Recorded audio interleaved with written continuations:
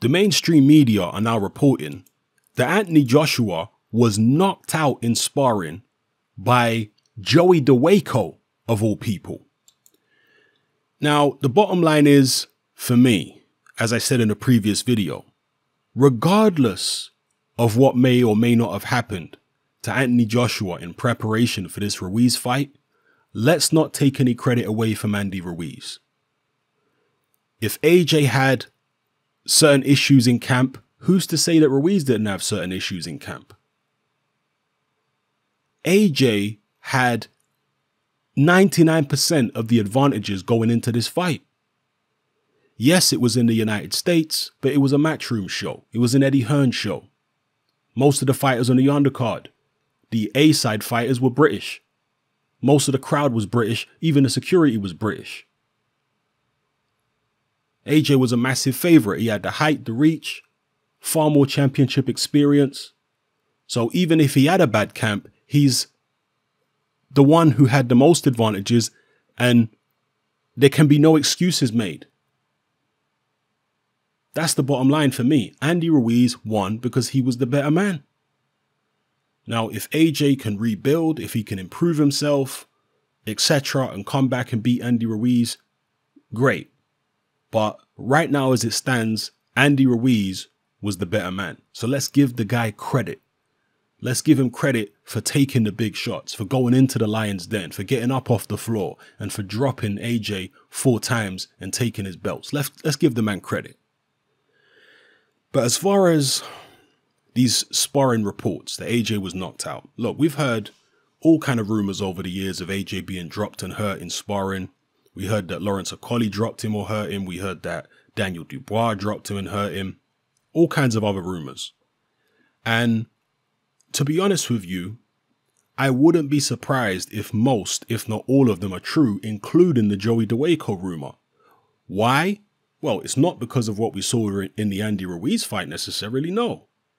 It's because I have been around in boxing long enough to know that very strange things happen in sparring. Fighters are going to do way more rounds in the gym than they ever do in a professional ring. Fighters do thousands of rounds in the gym over the course of a professional career. And during those thousands of rounds, strange anomalies can occur. Fighters can end up getting schooled by sparring partners who ain't in their class. Fighters can end up getting knocked out by sparring partners who are not renowned as knockout artists. That can happen. It's a numbers game. It's the law of averages. It's the circumstances that surround your training. You could have just done 8-9 rounds of tough sparring, and then a fresh sparring partner gets in when you're tired and he schools you, or he knocks you out, or he beats you up.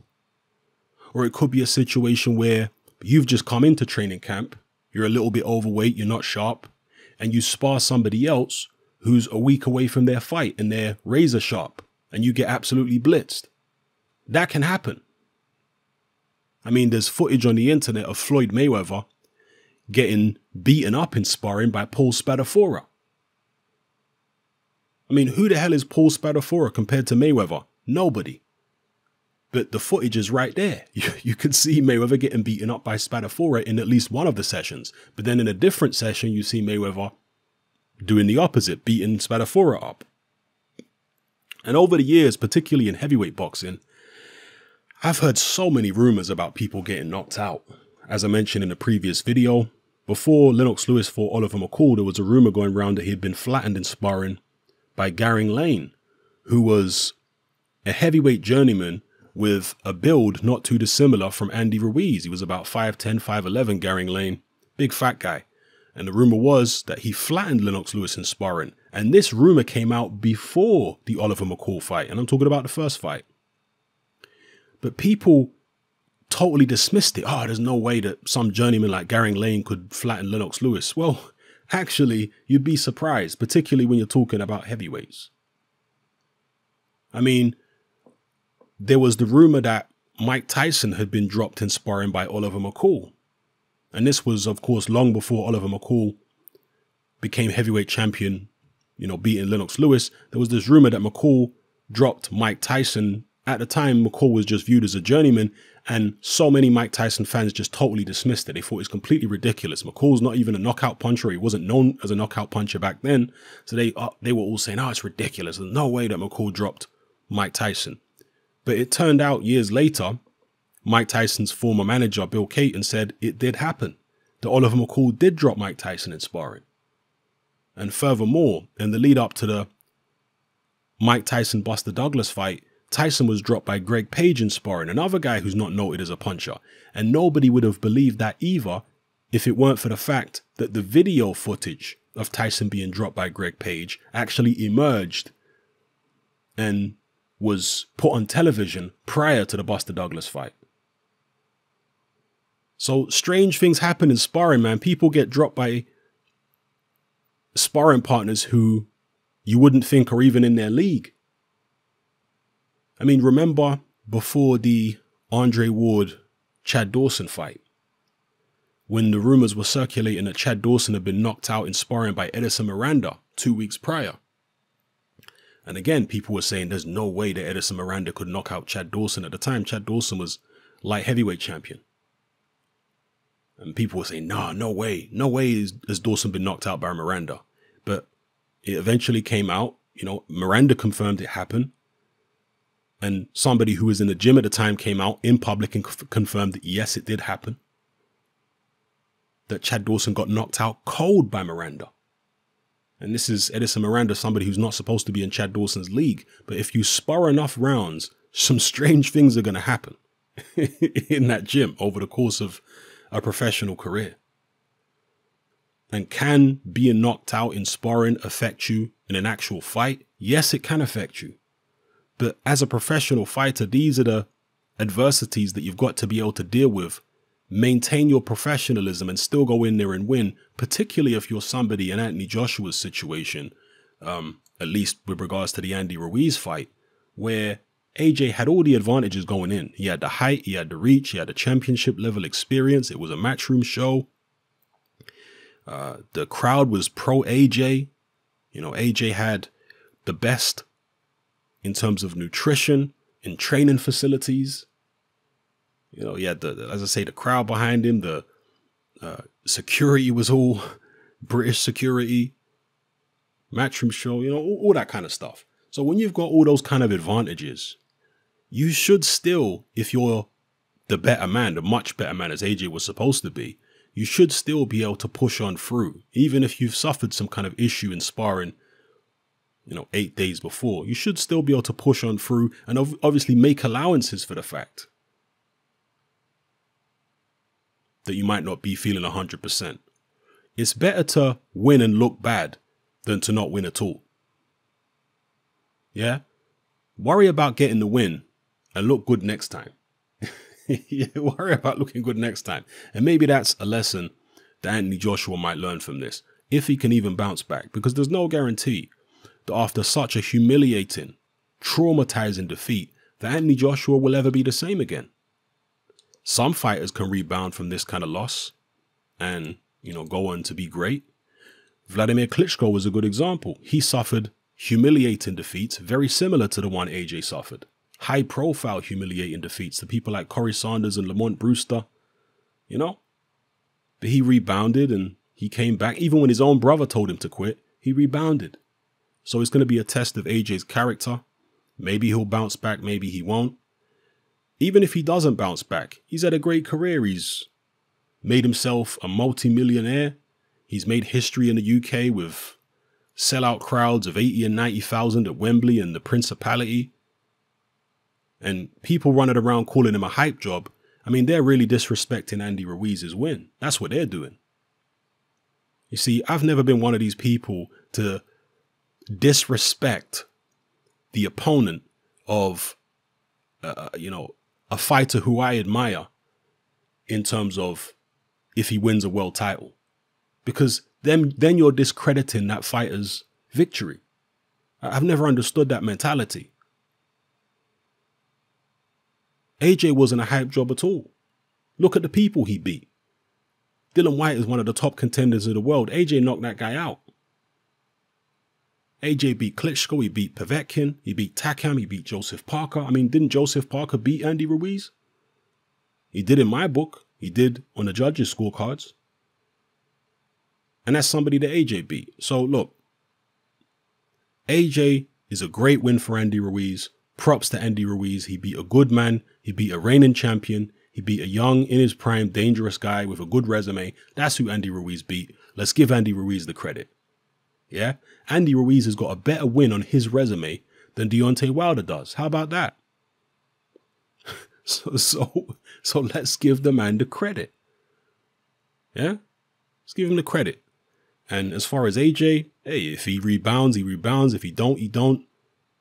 I'm sure he's not going to be losing too much sleep in the long run. He's a multi-millionaire. He's done much better in boxing than 99.9% of other boxers will. So he's good. Yeah, let's wish the best for both of them, but let's give the praise that Andy Ruiz is due. Because he deserves it. He worked hard for it, you know. Anyway, that's my take on it, people. Strange stuff happens in sparring. For those of you who don't know Joey Dawejko, he is a journeyman. At one time, he was considered somewhat of a contender in the United States. He's a short guy, similar kind of build to Andy Ruiz, but not quite as heavy as Ruiz. Joey Dawejko is actually a pretty good defensive fighter.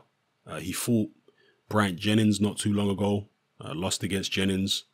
He fought, who else did he fight? I think he fought Amir Mansour, Joey Dawejko. I think he even fought Jarrell Miller, didn't he? Isn't that the guy that Miller had a draw with early in his career? Was it Joey Dawejko? There was one time they were calling Joey Dawejko, when he was still kind of a prospect, they were calling him the White James Toney. Dawejko doesn't have a style like Ruiz, because Dawejko's not really a pressure fighter. Even though he's really short, he's more of a counter puncher. But even if you saw him against Amir Mansour, Mansour respected Dawejko's power. So did Bryant Jennings. So even though Dawejko doesn't have a record that suggests he's this devastating puncher, sometimes fighters have got more power than their record actually suggests. They just might not have a great delivery system. They might be fighters who are more concentrated on defense because they're worried about what's coming at them than they are on offense, and therefore that manifests in not many KOs. Sometimes journeymen hit harder than world champions. I mean, look at Darnell Boone, for example. Darnell Boone, a journeyman. Didn't he knock out Adonis Stevenson? Didn't he drop Sergey Kovalev in their first fight a couple times? Didn't he drop Andre Ward? And Darnell Boone's a journeyman.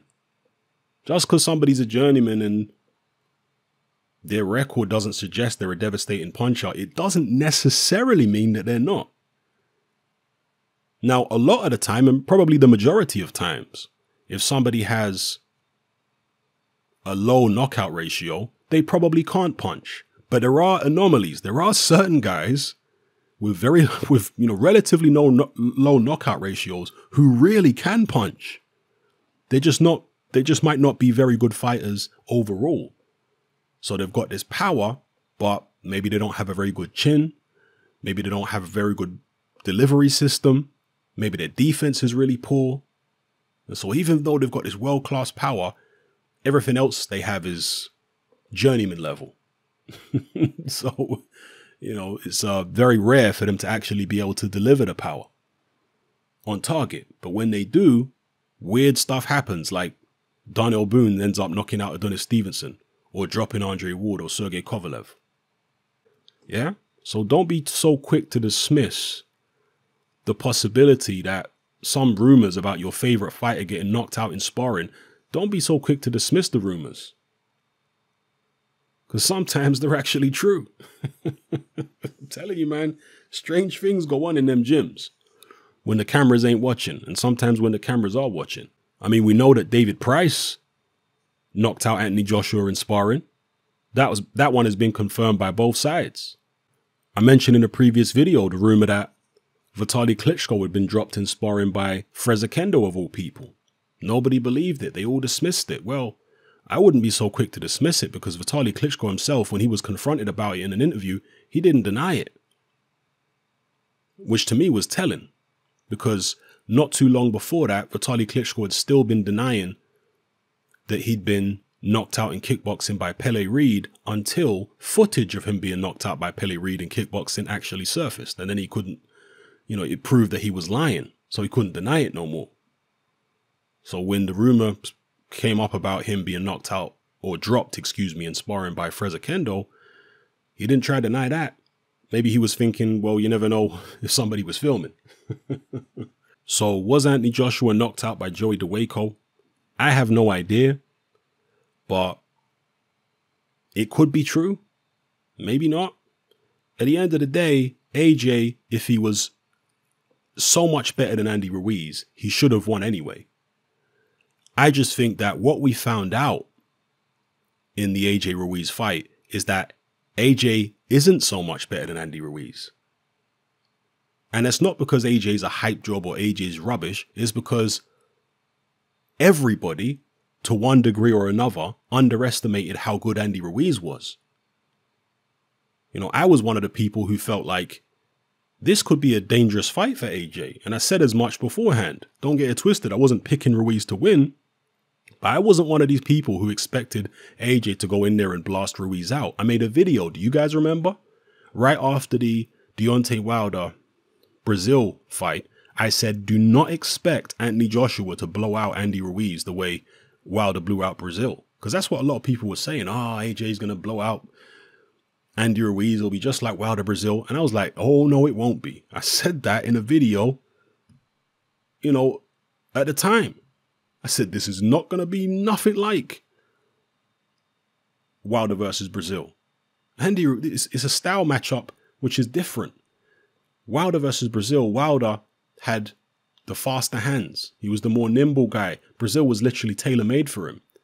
But with AJ against Ruiz, Ruiz is actually the faster guy. Way faster in terms of hand speed than AJ. And we saw that manifest in the fight. So I was giving Ruiz a lot more respect than most people.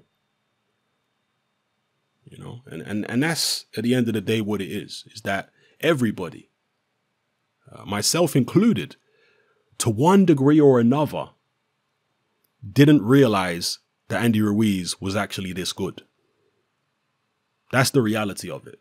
In terms of AJ still, was always a good fighter. You look at what he achieved in the amateurs, you look at what he achieved in 22 fights as a pro, all the top quality names he went in with and beat. That doesn't suddenly get erased because he lost to Andy Ruiz. Yeah? That's not how boxing works. Vladimir Klitschko lost to Ross Purity, but he still had loads of good wins on his record. I mean, you can name many other fighters out there. Mike Tyson lost to Buster Douglas. It doesn't erase all the good names on his record. Muhammad Ali lost to Leon Spinks. It didn't erase all the good names on his record. His whole history doesn't get wiped out and erased because he lost one fight. That's not how it works. You have to look at a fighter's overall body of work and assess that, And of course, AJ will be assessed not just for what he's done before, but what he can do after this. Because if he's a true champion, Deontay Wilder says he's not a true champion. If he is a true champion, he'll bounce back, he'll rebuild, and he'll regain the heavyweight title. Maybe it won't be against Ruiz. Maybe it'll be against somebody else. Maybe he'll do what I hope he's going to do and not take the rematch, because I want to see the undisputed fight between Ruiz and Wilder or Ortiz. Maybe he'll go that route and become mandatory for somebody a year or two in the future. And then we'll see the second reign of Anthony Joshua, where he's bigger, better, and improved, and he's ironed out all the issues in his game. Maybe with a new trainer, maybe with a new promoter. Who knows? So AJ is going to walk whatever path he's going to walk, and we'll see down the line how good he actually turns out to be. I've definitely learned one thing from history, and that is not to dismiss fighters, particularly guys like AJ, who he's proven that he is of a certain caliber to even get where he's gotten to already. So I can't just write the guy off and say, oh, that's it, his career's done. No, I ain't going to write him off, because I've seen guys come back from situations like this before. Guys who are written off. Trust me, when Lennox Lewis was knocked out by McCall, everybody wrote him off. The whole press, even in the UK, they were saying Lewis is finished. Everyone knows all you have to do is tap him on the chin. He's done. There's no way you can come back from this. Same way they said about Vladimir Klitschko when he lost. So, you know, I'm not going to be so quick to dismiss the guy and just write him off. He's done too much amateur and pro for me to just write him off at this stage. So we'll see. Anyway, let me know what you guys think in the comment section below. It's happening out. Join me on Patreon. I upload a minimum of 2 podcasts every single week, covering a wide variety of controversial topics, as well as live stream Q&A sessions. Take a look on screen right now at some of the podcasts I've produced so far. For just $3 a month, the equivalent of about £2 a month, you get access to all my new podcasts and my entire back catalogue of past podcasts, including my popular Confessions of a Nightclub Bouncer series. You can listen on your computer or on your smartphone or tablet by downloading the Patreon app from the Google Play Store or the App Store for free. The Patreon app also allows you to download each podcast in MP3. For less than the price of a cup of coffee, you get access to dozens of hours of exclusive content. It's easy to sign up, there's no contract, and you can cancel at any time. So come and join our community of free and critical thinkers by signing up with me here on Patreon today.